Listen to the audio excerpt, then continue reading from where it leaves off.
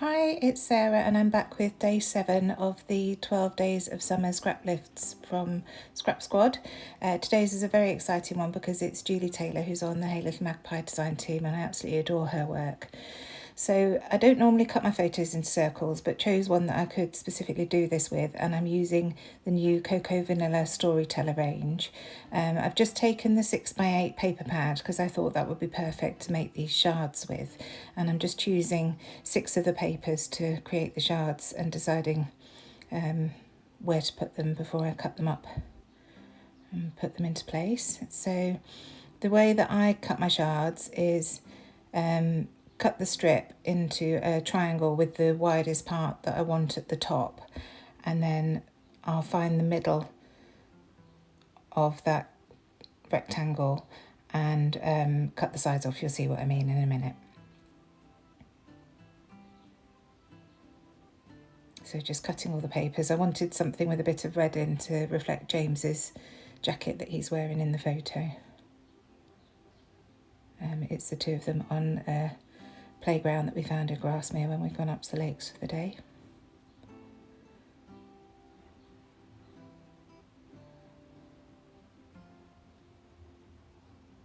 So just checking that I'm happy with the colours and placement there, and then you'll see. First I want to cut the photo into a circle, and I wanted to use something to draw around that I had so that I could see exactly where the circle was going rather than using a solid object. And quite often I'll score the edges of my photo to give like a white circle around it, I suppose.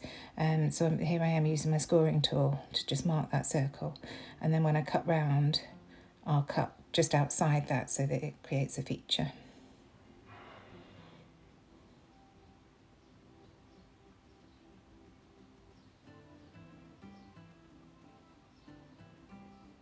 So here I am cutting the circle, not very well, not brilliant at cutting circles.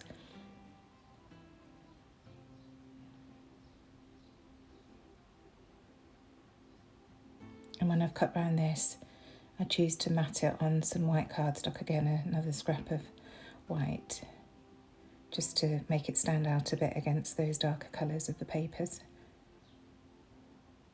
That piece isn't quite big enough, so I'll grab a bigger bit. And because I want to distress the edges of the white cardstock, I cut the circle slightly bigger because obviously distressing will reduce the volume that you've got around the edge. So it starts off bigger and then the distressing brings it back down a little bit. I use wet glue to stick my photo down just for ease. And here I am, not happy with my circle, so start trimming. That's another reason for distressing the edges on the white, because it doesn't matter if your circle's not absolutely perfect. By the time you've distressed it all, it looks brilliant.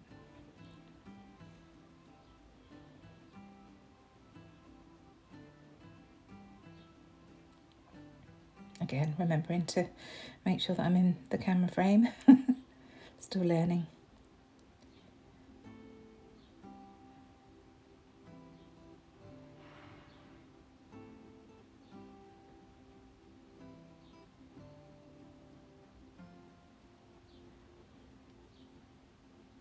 So much dust. So now I just need to work out exactly how long I want these shards to be.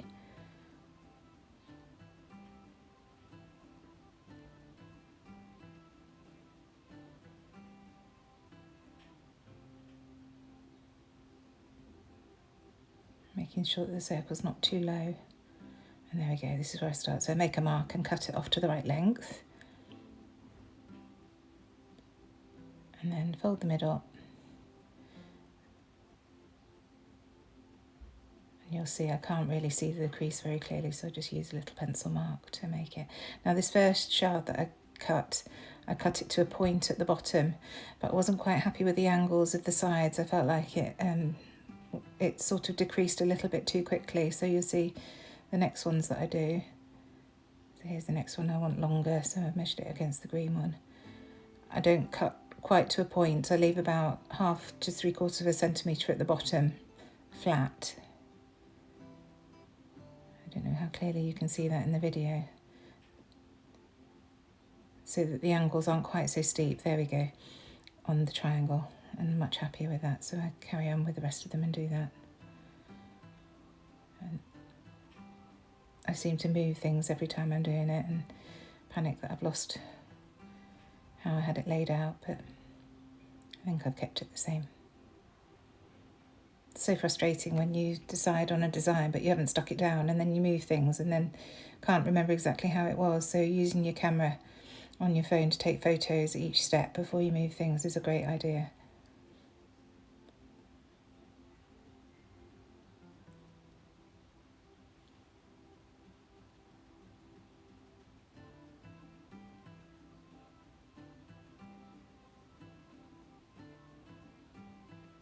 And see, I change my technique with each one.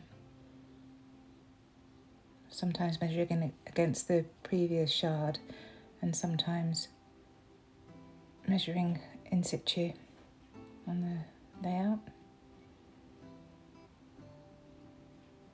Just find a way that's comfortable for you. And I'll keep all these scraps. Nothing goes to waste in this house. Either use them to die cut or use them as triangles, as shards on a future layout. Watch this space.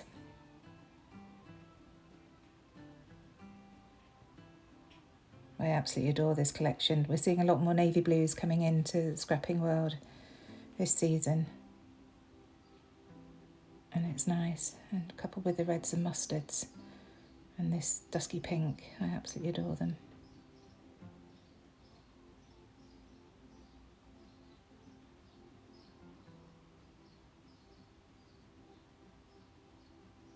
Final one now.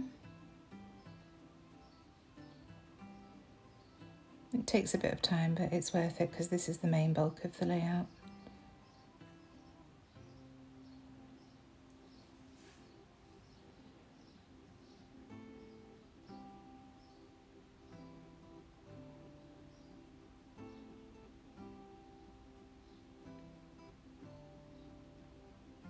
Again, just checking the placement, checking that I'm happy with everything and the lengths.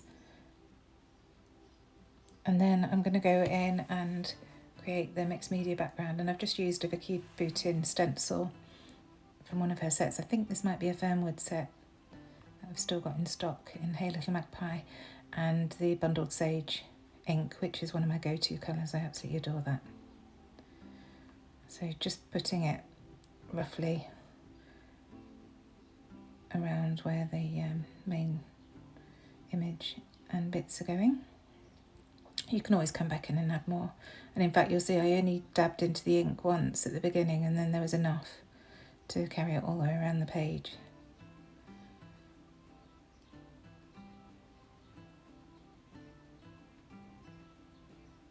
And then here I'm going to distress with my Tim Holtz edge distresser all of the edges of the shards. I won't bore you with watching me doing that on every single one.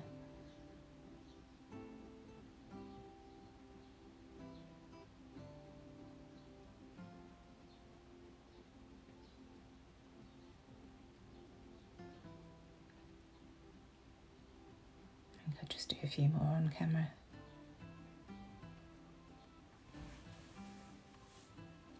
These edge distressors are great because you don't nick the paper, which is what I used to do quite often with scissors, and sometimes that gives a nice effect, but sometimes you want it to be a little bit more organised and not tearing your paper as you go.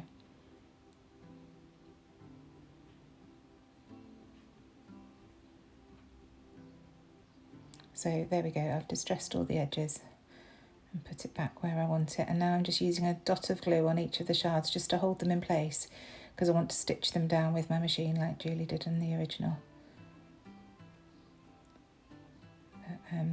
Don't want to use too much glue, and I don't want to use it on the middle because I don't want it to clog up my sewing machine. So you don't want it anywhere near where the needle is going to go. So just making sure that they're all stuck down, and then I'll go and grab my machine. And here we go. Sorry, it's not a great picture. I need to work out moving the camera angle so that you can see more what I'm doing, but it's just stitching right the way through the middle. I've not put any lines or anything, just doing it all by eye, and having to lift up the right hand side so that it goes through the machine comfortably. You can see there. And I do 2, then snip the thread, and go down and back up again, because the stitching along the bottom will be hidden by the photo anyway, so you don't have to stop after each shard.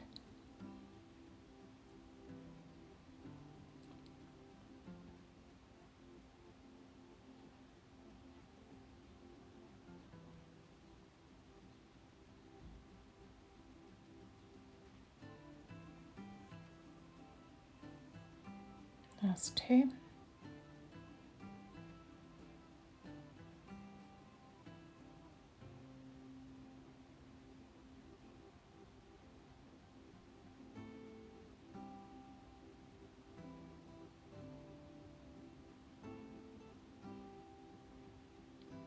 And that's it done. I'll quickly put the machine out of the way. And then on the back, I pull the threads through to the back. And then when all 6 of them have been pulled through, I'll use some washi tape just to secure the threads on the back so that they're not going anywhere. Any tape would do. You could use some double-sided tape or anything. This one got a bit tangled, so it's just freeing it. And then here's the washi tape. And then trimming off the excess threads once I've put the washi tape down to hold all the bits in place.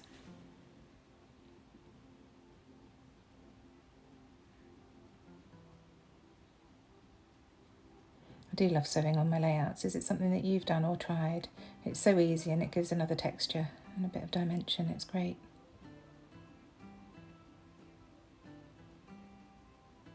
There we go, just trimming off the bits.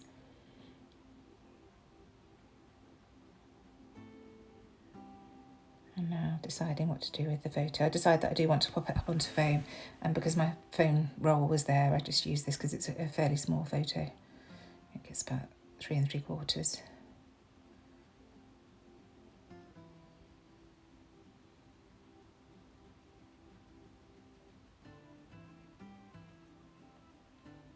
Now, I'm never very good at centralising things, but I think I used the pole on the roundabout that they're on to make sure that it was vertical. You can see just fiddling to make sure that I've got it right. And then lifting the edges to give more texture and dimension on those shards. I just love this design.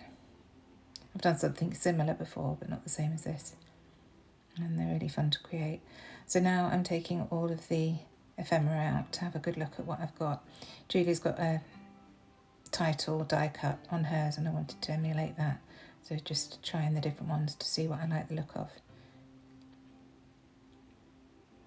I've already done one layout of them playing at this park, and this one's going to complement it. So I wasn't too worried about too much journaling or titles or anything, but I really liked how Julie's looked with that one there. So I just wanted to try and do something similar. And then trying the different florals around the sides. I wanted it to be weighted slightly more on the right hand side to balance the shards that go off up to the left. And I was trying out the different cameras. I thought that would be a good thing to break up all the florals, and I like this mustard one just to lighten things up a bit. The photo is quite dark, so I wanted to add a bit of brightness. And it takes a while to work out which pieces to use and how to position them. And then I realised I've not found a title piece, so I'll have a look at the 6x12 stickers and find this one that I really like. But obviously it's too dark against the photo, so again, just a scrap of white cardstock to mount it and brighten it up a bit. And I didn't distress the edges of this because it's going against the distressed edges of the circle. I thought it looked nice, just plain like that. Quite like the tone on tone butterfly up there. I wasn't happy with the white edges, and I sort that out later on. So again, fiddling and faffing, messing, trying to work out the placement.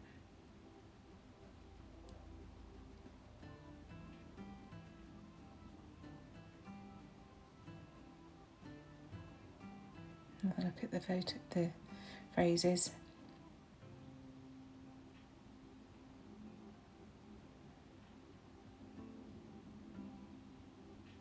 And I didn't like the white on white, so you'll see I took my ink and just went round the edges on that. Oh, I've not done it yet, but I will do. Oh, that's right, I wasn't happy that it was stark white there, so I just wanted to add a little bit more of the distress ink through the stencil.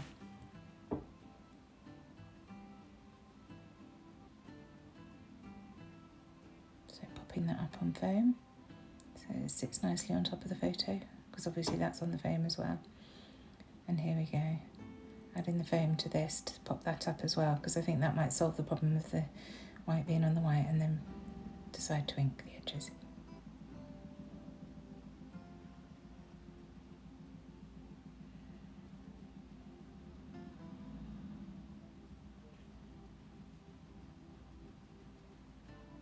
So it's slowly building, but it all takes time. I like the look of this banner, and I wanted it to be flat with the other two raised. I wanted something that was more at ground level, so to speak. I'm trying to decide whether to put the camera above or below the photo, but I do want the photo to shine, so stick with that underneath and then the flowers above.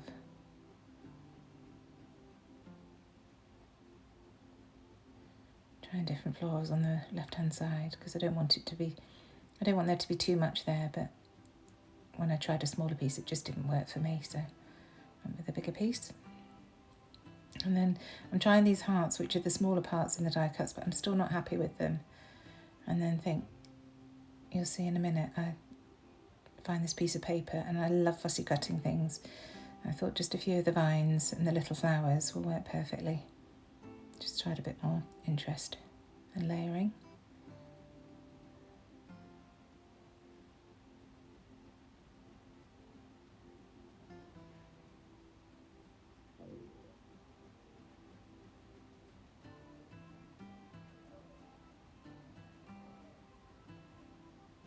Just get rid of all bits of white.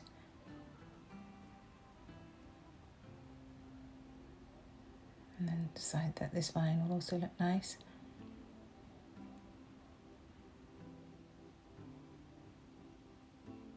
I won't bore you with me fussy cutting everything, but just showing this. On vines like this where they're quite delicate, I leave a little bit of white around the edges just to give it a little bit more stability, and because it's going on a white background anyway, it doesn't matter. Conversely, this butterfly, I wasn't happy with the white border because I wanted to have tone on the pink, so I cut the white off. When I cut that off, you could still sort of see the edges. It wasn't quite right, so I'll come back to that in a minute. Using one of the Storyteller flair that we've designed to go with this collection at Hey Little Magpie, and still messing about with the hearts. I do like hearts on my layout. So again, using that flair with the chevrons to tie into the camera, mustard yellow on the camera and the flower to the right. And then see that vine just draws the things out to the left-hand edge a little bit more. I was really happy with that. Sometimes it's just a tiny little extra thing that can make such a difference. Getting the shape right of all your ephemera and embellishments at the bottom. And then just go around gluing everything down. You can see I can look quite awkward gluing it down, but I really don't like to move things once I've found the exact position that I want them, so I use wet glue a lot to just, if it's staying flat, to keep it exactly where it is and just squeeze it in underneath. And then this piece I wanted to pop up on foam so that it went on top of the photo.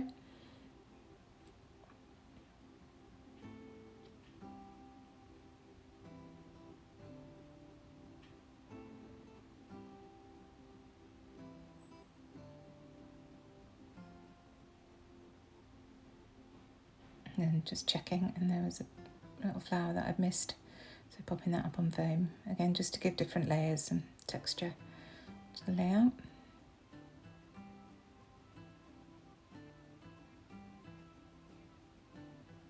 And this is where I try again with the white, try and get rid of the white on the butterfly and realised that I probably need to ink around it. So I use the Tattered Rose, I think it's called, Distress ink pad from Tim Holtz.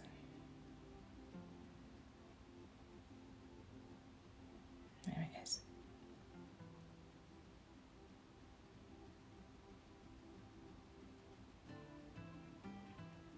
Just quickly dab around the edge.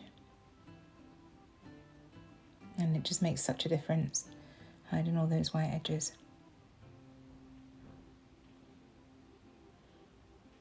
And then with butterflies I tend to glue down the centre and then just use a little bit of foam to pop up the wings so that even when it goes in the page protector it's still got that movement and dimension. So in comes that Sticks to foam tape. It's absolutely brilliant, these rolls. We've got them in the shop at Hey Little Magpie and they last and last forever. They're great.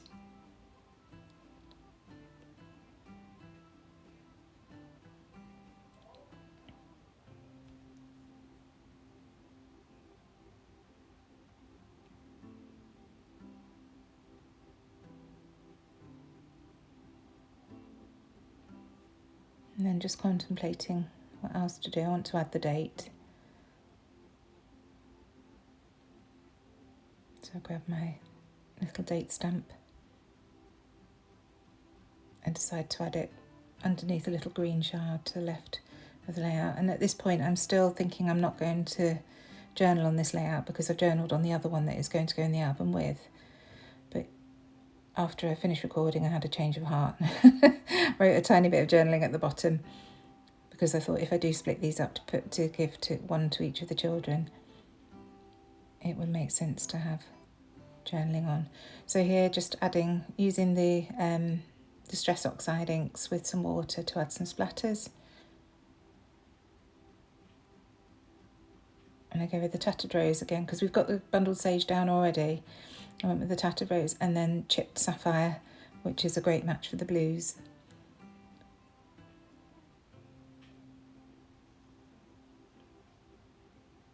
And you will have seen lots of people doing it, but I just use a spare piece of packaging, spray on some water, or use some water on my brush if I've got a pot of water near me, and then just flick it on. And it goes down much darker. It does dry a slightly lighter colour, and you'll see I panicked a little bit and thought it was too dark and started to dab it up with some tissue and then remembered it will be okay.